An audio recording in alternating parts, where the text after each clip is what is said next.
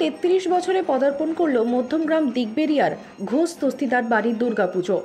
একা হাতে সেই পুজোর দায়িত্ব সামলাচ্ছেন সাংসদ তথা লোকসভার তৃণমূলের সংসদীয় দলের মুখ্য সচেতক ডাক্তার কাকলি ঘোষ দস্তিদার।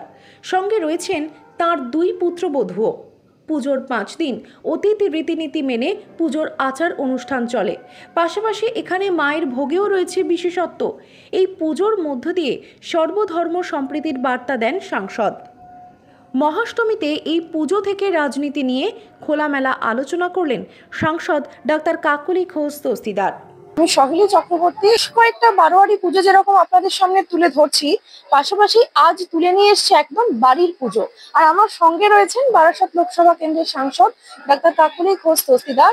একেবারে তার বাড়ির পুজো, 333 বছরের এই পুজো, যার গৌরব, যার খ্যাতি এখনো পর্যন্ত আমাদের দিদি ধরে রেখেছেন। আমি দিদির সঙ্গে সরাসরি কথা বলবো। দিদি, বাড়ির পুজো স্বাভাবিক একটা ব্যস্ততা থাকে, কিভাবে দিন শুরু করেন? পুজোর প্রস্তুতি কিন্তু বছরভর চলে। আর এই পুজো তো পূর্বপুরুষের পুজো। আমাদের এটা 29 নম্বর প্রজন্ম।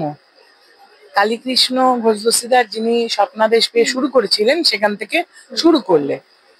সুতরাং এই পুজোর যে চলটা এবং পুজোর যে নিয়ম, এগুলো কিন্তু যেভাবে আমাকে আমার শাশুড়ি মা শিখিয়ে দিয়ে গেছেন, আমি আবার সেরকমভাবে আমার বউদের যে দেখলে তাদেরকে শেখাচ্ছি যে জিনিসপত্র, আচার, নিয়ম সবকিছুই সেরকম ভাবেই আমি ধরে রাখার চেষ্টা করছি।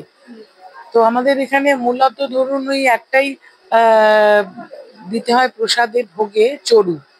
সেটা হচ্ছে যে দুধের মধ্যে চাল সেদ্ধ করে, তার মধ্যে কিন্তু আর কিছু দেয় না। যেরকম আমরা বাড়িতে পায়েস রান্না করতে গেলে কাজু কিশমিশ এইসব দিই, এলাচ ছোটা, এসব কিছু দেওয়া হয় না। শুধু দুধ, চাল, চিনি দিয়ে সিদ্ধ করে মাকে দেওয়া হয়। তার সঙ্গে আমরা 5 ভাজা, লাবড়া তরকারি, কচু ভাজা, মাকে নাকি কচু ভাজা দিতেই হয়, আমাদের এবারের নিয়ম। তারপরে মুগের ডাল, অন্য তরকারি, সরু চালের ভাত, এবং এই যে জিনিসগুলো দেওয়া হয় তার বেশিরভাগই সরু চালের গোবিন্দভোগ চাল যেটা, বা সবজিগুলো বাড়িতে চাষ করা হয়। মানে বছরভর কিছু না কিছু করতে হয়, কেননা চালটা তো আগের বছর থেকে লাগিয়ে সেটাকে রেডি করে রেখে, সেরকম ভাবে বললাম যে বছরভর প্রস্তুতি চলে।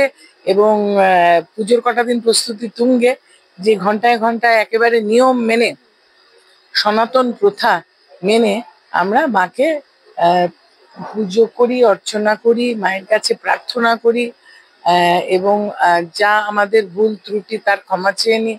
এবং আমরা চাই, প্রার্থনা করি যেন শান্তি বজায় থাকে, সবাই সুস্থ থাকে। সুতরাং এই প্রস্তুতি আমাদের বছরভরের। দিদি, আপনি যেরকম বাইরে সামলান, সেরকম আমি দেখতে পাচ্ছি সকাল থেকে এসে একদম পুরো নিজের হাতে পুজো সামলাচ্ছেন, ভোগ থেকে শুরু করে সমস্ত কিছু। এটাও তো একটা অনুপ্রেরণা। যারা বলে যে বাড়ি সামলাতে গেলে বাইরেটা সামলানো যায় না, তাদের জন্য কি বলবেন? বলবো যে তারা হয়তো মিসগাইডেড, মানে বিপথে কারুর দ্বারা চালিত হয়েছে। এবং যদি জিজ্ঞেস করেন কার দ্বারা চালিত হয়েছে, আমি তো অত পণ্ডিত জ্ঞানী মানুষ নই, কিন্তু আমার মনে হয় যে বর্তমান যে ইউটিউবে বিভিন্ন ভাবে ভুল তথ্য ছড়ায়, এবং কিছু কিছু সিরিয়াল বা ফিল্মে যে দেখায়, সেগুলোর দ্বারা প্রভাবিত হয় যারা বলে যে পারবো না। কেন এই যে দুটো মেয়ে, মানে যারা এখন আমার 4 বছর 5 বছর হয়ে গেল ছেলেদের বউ, আমার ছেলেরা যেমন অ্যাসিস্ট্যান্ট প্রফেসর র্যাঙ্কে পরিষেবা দিচ্ছে এবং ছাত্র পড়াচ্ছে, এই বউ দুটো কিন্তু কলেজে ছাত্র পড়ায়। এবং এরাও কিন্তু বড় মেয়ের পিএইচডি কমপ্লিট হয়ে গেছে, ছোট মেয়েটার পিএইচডি চলছে। কিন্তু নিপুণ হাতে রান্না করে বাড়ির সব কাজ আমি শিখিয়েছি এদেরকে, এবং এরা কিন্তু সব করে। মানে সকালে উঠে যাওয়ার আগে রান্না বান্না করে দিয়ে যায়, নিজের টুকু টিফিন আবার রাতে এসে করে এই বড় বউ। আর ছোট বউ খুব ভোরবেলা বেরোয় দেখে ও ঠিক আর রান্না বান্নাটা ম্যানেজ করতে পারে না, কিন্তু বাড়ির সব কাজ করে। আমি সারা জীবন, আমার এই যে 45 বছরের বিবাহিত জীবন, আমি সবকিছু বাড়ির সামলিয়ে তারপরে বাইরে কাজ করেছি। এখনো যখনই সময় পাই তখনই কিন্তু আমি রান্না করি, এবং আমি ভীষণ ভালো রান্না করতে পারি, আর রান্না করতে ভালোবাসি, আর আমার বাড়ির লোকেরা খেতে ভালোবাসে। সুতরাং এই কাজগুলো যারা করে না, তারা ইচ্ছা করে করে না, সবটাই করা যায় চাইলে। দিদি, আপনি নিজে অতিথি আপ্যায়ন করছিলেন। এই পুজোর পাশাপাশি আপনাকে দেখে মানুষ সবসময় অনুপ্রাণিত হয়। আপনি সকলকে নিয়ে একসঙ্গে থাকার বার্তা বাইরেও বলেন, ঘরেও সেটা বলছেন। দিদি, কিছু কিছু ক্ষেত্রে দেখা যাচ্ছে এখনো পুজোর মাঝেও কিছু কিছু রাজনৈতিক দল যারা বিরোধিতা করার চেষ্টা করছে, যারা বিভেদ সৃষ্টি করতে চাইছে। সম্প্রতি আপনার একটি সোশ্যাল মিডিয়া পোস্ট যেখানে আপনি মায়ের কাছে আশীর্বাদ চেয়েছিলেন এবং বলেছিলেন যে আপনার কেউ ক্ষতি করতে পারবে না, মায়ের আশীর্বাদ রয়েছে, তা নিয়ে তুমুল চর্চা চলছে চারদিকে, সোশ্যাল মিডিয়া থেকে শুরু করে। কি বলবেন দিদি? দেখুন, যারা পশ্চিমবাংলার মানুষের মানসিকতাটাকে শ্রদ্ধা করতে জানে না, যারা বাংলার মানুষের যে সকলকে নিয়ে চলার মানসিকতা সেটাকে অসম্মান করে, যেরকম আমার এখানে যারা বসে রয়েছেন, আপনারা লং শট নিলে দেখবেন শখানেক লোক বসে আছে, কালকে প্রায় 800,000 লোক এখানে বসে খেয়েছেন, টেবিল পাতা আছে, এবং পুজোর মধ্যে প্রত্যেক দিনই হবে। তাদের মধ্যে কিন্তু আমি ঠিক হিসেব দিতে পারবো না, কিন্তু সব সম্প্রদায়ের মানুষ আছে, হিন্দু, মুসলিম, খ্রিস্টান, জৈন সবাই আছেন, এবং বাঙালি আছে, অবাঙালি আছে। টোটাল আমার সংসদীয় এলাকার সব জায়গা থেকে মানুষ আসেন। সুতরাং বাংলায় কিন্তু আমরা মানুষে মানুষে ভেদাভেদ করতে শিখিনি। সেই মানসিকতা নিয়ে শুধু ভোটের সময় এসে যারা ভোটটাকে ভাঙার চেষ্টা করে, ভোটের রাজনীতি করে, আমি তাদেরকে শত্রু মনে করি, এবং তারা যে কোনোদিনও আমাদেরকে হারাতে পারবে না।